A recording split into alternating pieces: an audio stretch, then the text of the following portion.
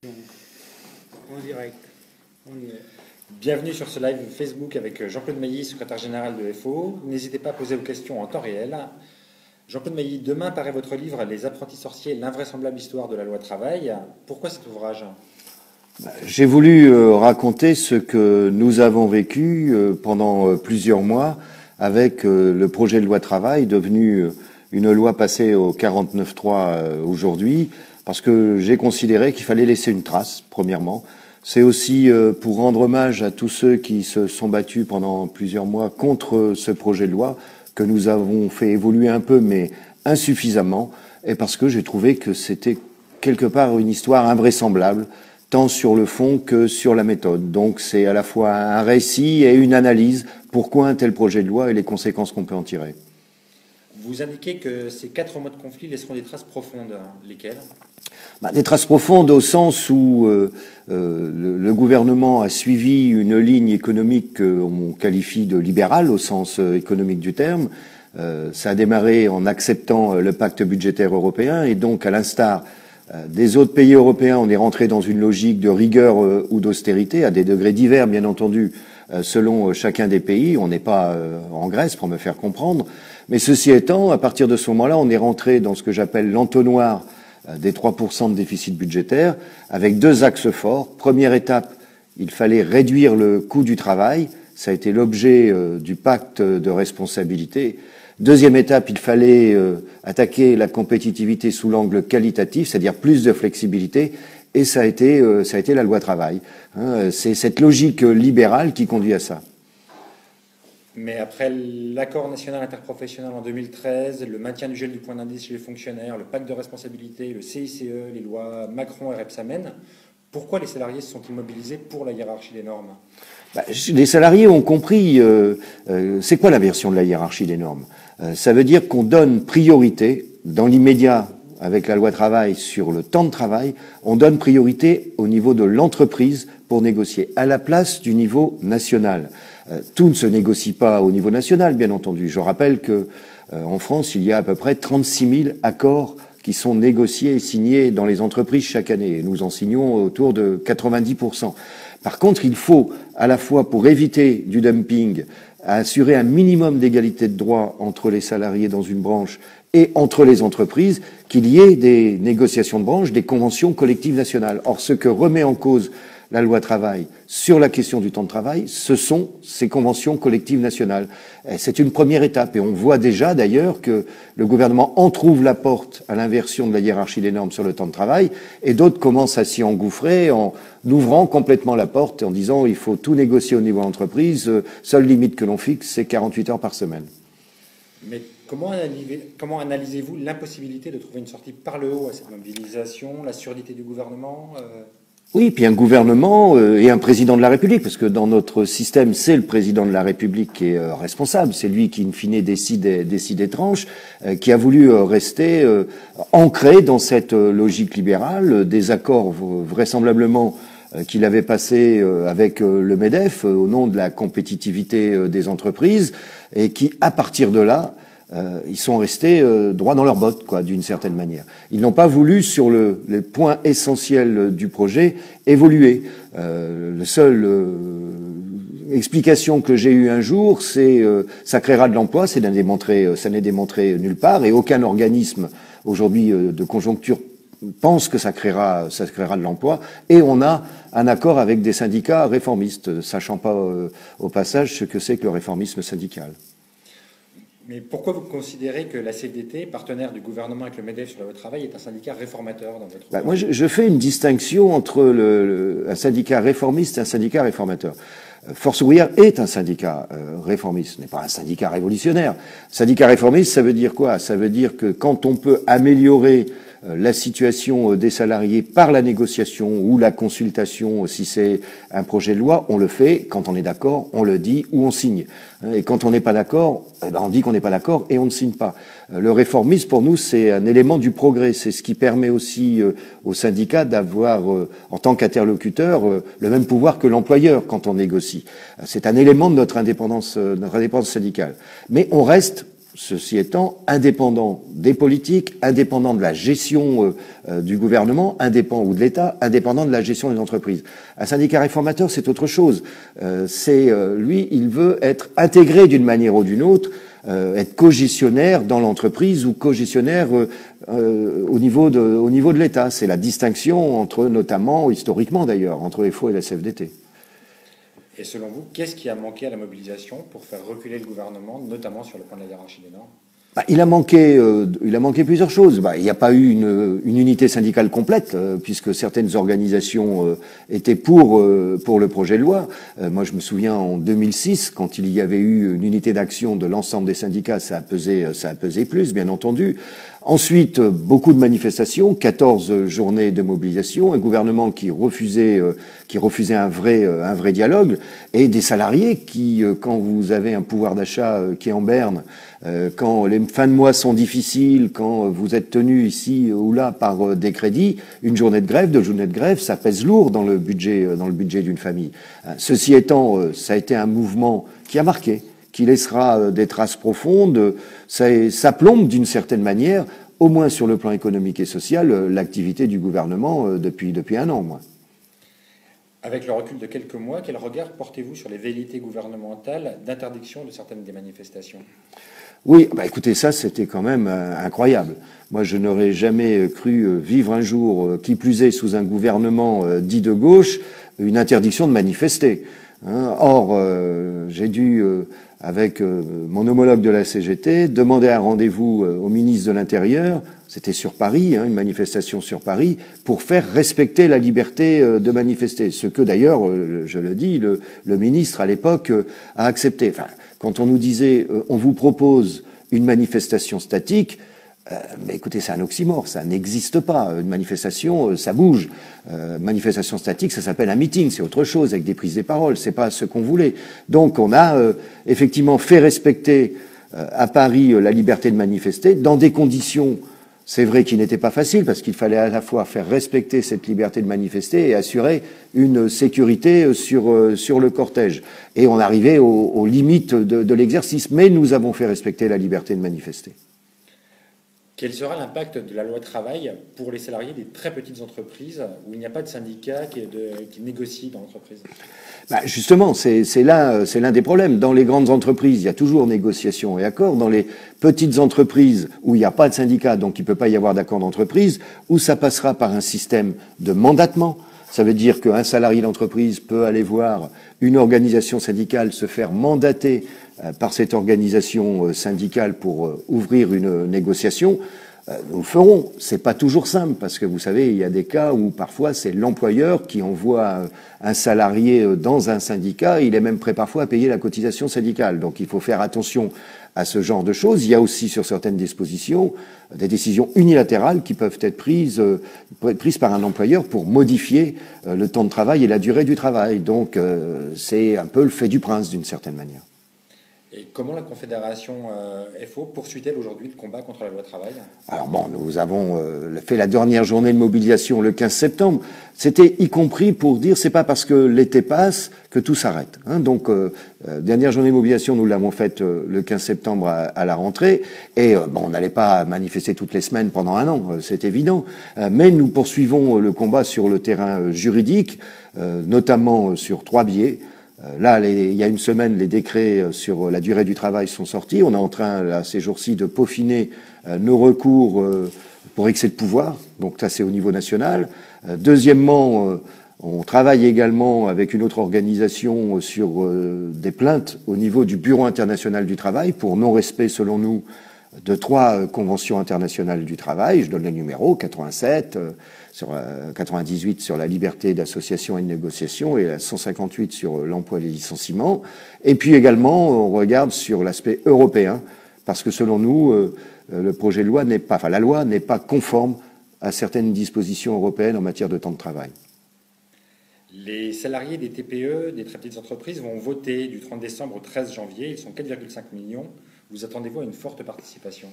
Je l'espère, mais je reconnais que ça risque d'être difficile pour plusieurs raisons. Première raison, c'est que beaucoup de ces salariés ne savent pas encore qu'il va y avoir des élections dans les très petites entreprises. Moi, j'en ai visité pas mal ces derniers temps, et quand je pose la question, les salariés ne sont pas toujours au courant qu'il va y avoir des élections dans ces entreprises. Il faut expliquer quel est l'enjeu de ces élections, qui est triple. C'est à la fois une question de représentativité, ça c'est les suites d'un accord de 2008 et d'une loi derrière, qu'on avait contesté pour des raisons de conception, mais également c'est pour la mise en place demain de commissions paritaires, régionales, interprofessionnelles, qui vont plaçant face à face les employeurs des TPE et les organisations syndicales pour discuter des conventions collectives applicables, essayer de trouver un rôle de préconciliation quand il y a un problème dans une TPE entre un employeur et un de ses salariés, par exemple. Et également essayer de mutualiser certaines activités sociales et culturelles. Un salarié de TPE ne peut pas, parce qu'il n'y a pas de comité d'entreprise, bénéficier de certaines activités sociales et culturelles. Si on mutualise, pourra en bénéficier.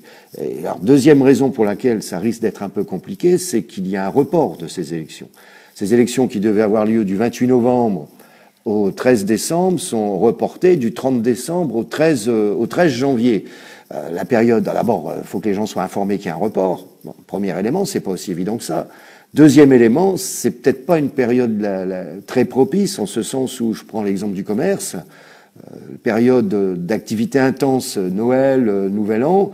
Le début de l'année, c'est ou une période de repos ou une période d'inventaire. Bon, enfin, j'espère qu'il y aura plus de votants que la dernière fois. Je rappelle qu'en 2012, il n'y a eu que 10% de votants, ce qui n'est pas beaucoup comparé au score dans les entreprises ou administrations où on vote à 65, 80, 85%. Mais bon, le calendrier va peut-être pas aider. Pour revenir sur la loi travail et votre livre, et pour synthétiser quelques questions d'internautes, la campagne présidentielle s'engage. Certains candidats vont beaucoup plus loin que la loi travail, avec pour seule limite, par exemple, le temps de travail par semaine de 48 heures. Certains pourraient considérer que la loi travail était à ce titre un juste milieu. Non, c'est pas un juste milieu. On peut toujours faire pire. Certaines propositions que l'on peut lire en ce moment, j'ai même dit, c'est la loi travail puissance 10. Donc, mais en même temps, quand je disais tout à l'heure, quand on veut pas qu'une porte s'ouvre, faut pas l'entrouvrir.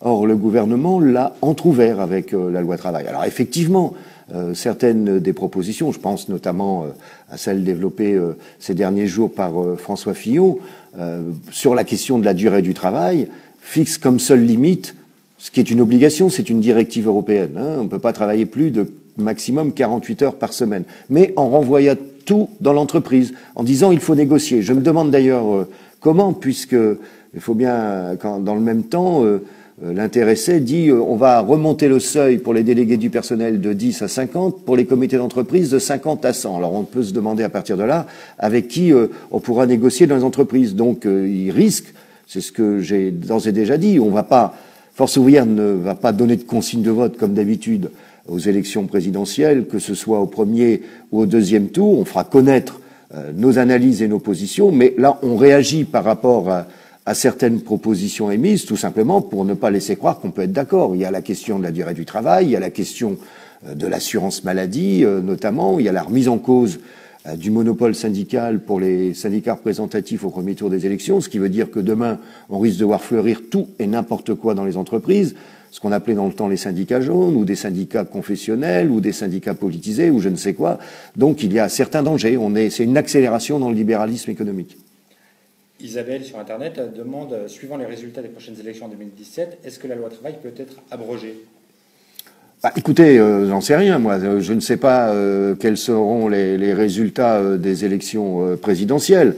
Ce serait bien si la loi travail, c'est la revendication de Force ouvrière, d'abroger la loi travail sur au moins les dispositifs les plus inquiétants, les licenciements économiques, et l'inversion de la hiérarchie des normes, par exemple.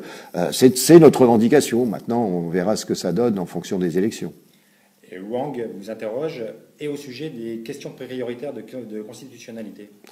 Oui, là, je ne suis pas juriste moi-même, mais je sais que il faut d'abord passer par un recours pour excès de pouvoir au niveau du Conseil d'État, pour après aller en question prioritaire de constitutionnalité. Donc, on a pris le chemin pour le moment. On va bientôt déposer nos recours pour excès de pouvoir au Conseil d'État. Daisy vous interroge, que va-t-il arriver au personnel handicapé ou en ALD? Avec la loi travail. Oui, effectivement, il y a des risques là aussi, y compris par rapport à la médecine du travail, puisque vous savez qu'il y a de moins en moins de médecins du travail pour des raisons budgétaires. Donc on simplifie énormément les visites médicales. Déjà, c'est plus forcément un médecin du travail qui reçoit, mais y compris pour le travail de nuit, par exemple. Il n'y a plus de visite obligatoire d'aptitude quand on travaille la nuit et de visite du contrôle. Mais j'en profite d'ailleurs pour dire que dans quelques jours, Force ouvrière organisera sa journée nationale. Il y a 400 personnes qui sont prévues sur travail et handicap, justement, pour favoriser l'insertion des travailleurs handicapés, pour lesquels je rappelle que le taux de chômage est plus important que pour un travailleur non handicapé. François Hollande se prévaut du dialogue social, mais le président qui en fait le moins, selon vos termes. Vous écrivez que le social n'est ni sa culture, ni son histoire, ni sa pratique. Mais alors, selon vous, que représente le social pour François Hollande? Oui, c'est un constat que je dresse. Écoutez, on l'a vu sur la loi travail, puisque, selon nous, le gouvernement n'a pas respecté, ne serait-ce que le code du travail. Je rappelle que normalement, quand un gouvernement veut modifier le code du travail, il doit obligatoirement faire un document d'orientation, discuter avec les syndicats et le patronat, etc. Ce qu'il n'a pas fait. Il n'a pas fait de document d'orientation. Constat que donc, et on a découvert l'intégralité du projet de loi dans les médias, nous comme les autres. Bon, peut-être que le patronat le savait, mais nous, en tous les cas, on ne le savait pas.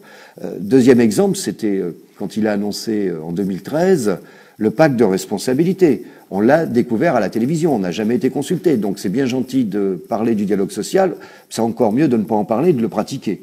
Or, sur ces deux cas-là, on peut pas dire qu'il y a eu un dialogue social, ça a même été le contraire. Donc il y a vraiment le social, quand je dis ce n'est pas sa culture, parce que je pense qu'il n'a jamais été confronté en responsabilité, ou en tant que syndicaliste, ou en tant que gestionnaire, à négocier, à faire une réforme sociale. Donc c'est une culture plus livresque que pratique.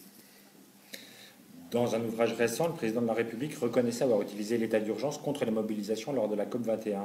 Considérez-vous que les manifestations contre la loi travail ont subi le même sort? Non, on a eu les problèmes que nous avons rencontrés dans certaines villes, dont Paris, Nantes, Rennes, etc. Ça a été certaines violences de ce qu'on a appelé les casseurs. Ça, bon. Pour autant, il n'y a eu qu'une tentative à un moment donné d'interdire manifestation. C'était à Paris au mois de juin. Il n'y a pas eu d'autres tentatives d'interdiction de manifestation. Heureusement d'ailleurs, on est quand même dans un pays démocratique. Plusieurs internautes notent que le monde du travail est, selon eux, de plus en plus anxiogène. Est-ce que c'est aussi votre analyse? Oui, mais c'est lié au contexte. Enfin, je pense que, vous savez, moi, quand je discute avec les salariés dans les entreprises que je visite ou les administrations, entre nous, peu parlent aujourd'hui de la campagne présidentielle, par exemple. Ils parlent plus comment je vais finir la fin du mois, est-ce que mon entreprise va avoir des problèmes, si elle a des problèmes, et si je suis licencié, est-ce que je vais retrouver du boulot, combien je vais percevoir en indemnité chômage, est-ce que je pourrais payer les études des enfants. Enfin voilà, c'est des problèmes concrets comme ça que se posent les salariés.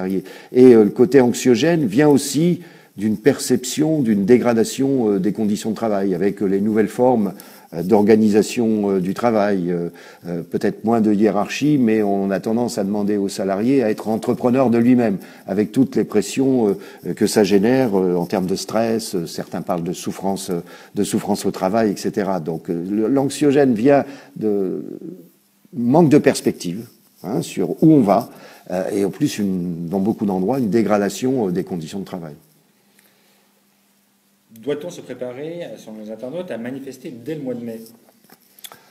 Dès le mois de mai, écoutez, j'en sais rien pour le moment.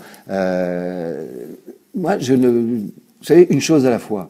Là, pour le moment, il y a eu une campagne de primaires, il va y avoir d'autres primaires. On n'est pas impliqué, bien entendu, syndicalement dans ces campagnes, même si on dit sur tel ou tel point, attention, il y a danger, etc.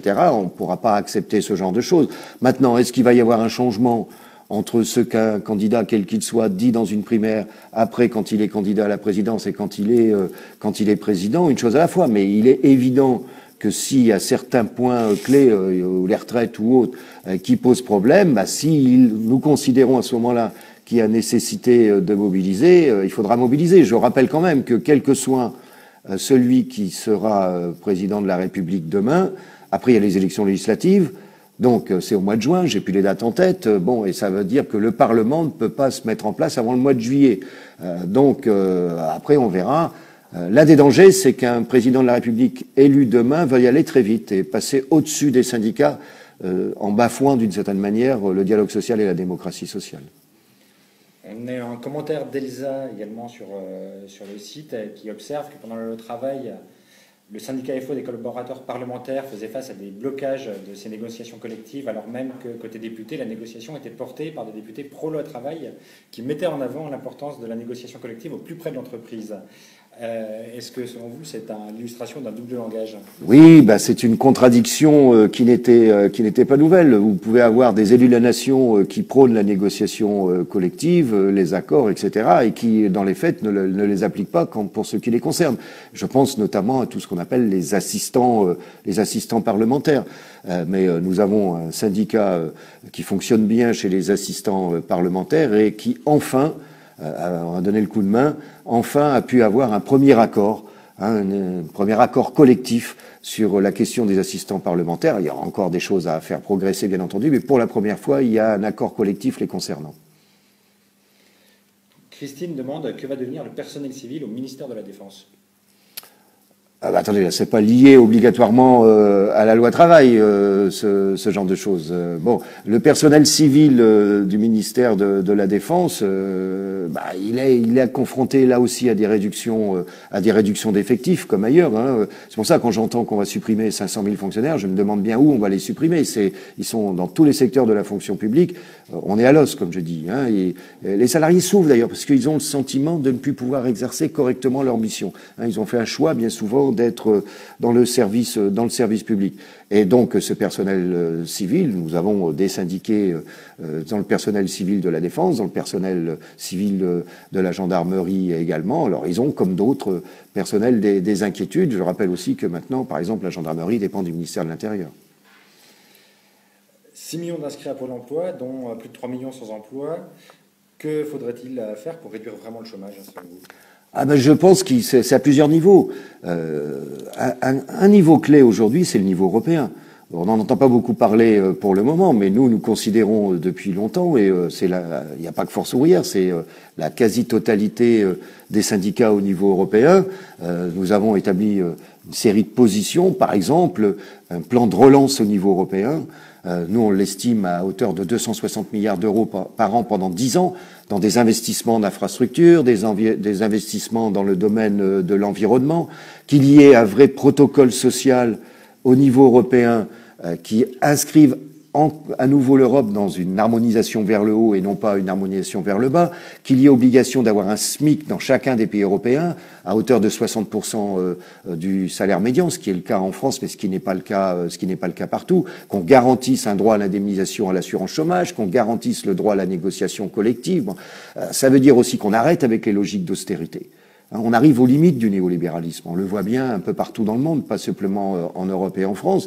Donc ça veut dire changer d'orientation économique au niveau européen, ce qui pose aussi les problèmes de fonctionnement de l'Europe. Et au niveau national, il faut s'écarter, par exemple, du pacte budgétaire européen. On peut très bien réduire un déficit budgétaire en faisant de l'investissement, en soutenant la consommation, en reciblant les aides aux entreprises, en faisant des aides conditionnées. Vous savez, quand 70% de l'investissement public dépend des collectivités territoriales. Quand il y a une réduction des dotations aux collectivités territoriales, c'est autant d'investissements en moins, c'est autant d'emplois qui disparaissent également dans le privé. Donc c'est une dynamique de croissance et d'activité économique respectueuse des critères sociaux et environnementaux. Si on va on diminuera le déficit budgétaire. Mais là, il faut se battre. Quand je dis se battre, il faut négocier ardemment au niveau européen. Et ce serait bien que le futur président, il ait le courage de dire oui ou non de temps en temps, et pas toujours oui.